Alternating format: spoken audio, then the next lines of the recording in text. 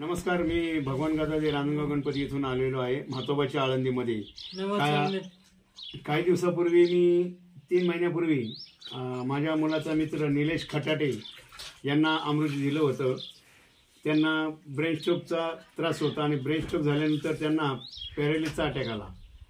पॅरालिसचा attack आल्यानंतर मी त्यांना अमृत दिल्यानंतर त्यांना त्यापासून काय फरक पडला हे त्यांच्या तोंडून ऐका। आपलं नाव? निलेश खटाटे। तुम्हाला काय आजार होता? ब्रेन स्ट्रोकचा अटॅक आला आणि त्यानंतर पॅरालिसचा अटॅक लगेच आला। बरं, मी तुम्हाला अमृत दिल्यानंतर तुम्हाला किती फरक जाणवला? खूप फरक जाणवला। पहिल्यांदा मी अडकत बोलायचा, आता मी चांगलं बोलतोय तर पुढच्यानं कळतं काय बोलतोय। पहिल्यांदा काहीच कळत नव्हतं आणि आता बोलतोय त्याच्यापेक्षा अडकत बोलत होतो।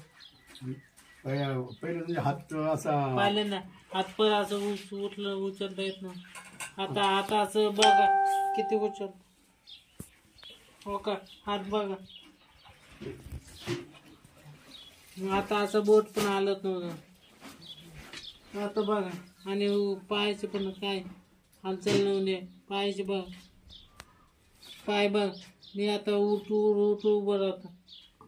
बरं, खाली बसा, आता खाली बसा। धन्यवाद। बरं, पायलट मित्रांनो, हे आपल्या रिलायन्स कंपनीच्या अमृत ज्यूसचा केवढा मोठा रिझल्ट आपण निलेश खटाटे यांच्या तोंडाने ऐकला। बरं निलेश खटाटे, तुम्ही हे अमृत ज्यूस तुम्हाला दिलं होतं, तुम्ही आता लोकांना काय सांगता? मी लोकांनी एवढं सांगू इच्छितो की हे रिलायन्स कंपनीचं अमृत ज्यूस आजार व्हायच्या अगोदर तुम्ही ज्यूस वापरा आणि होणारे आजार टाळा। धन्यवाद। धन्यवाद।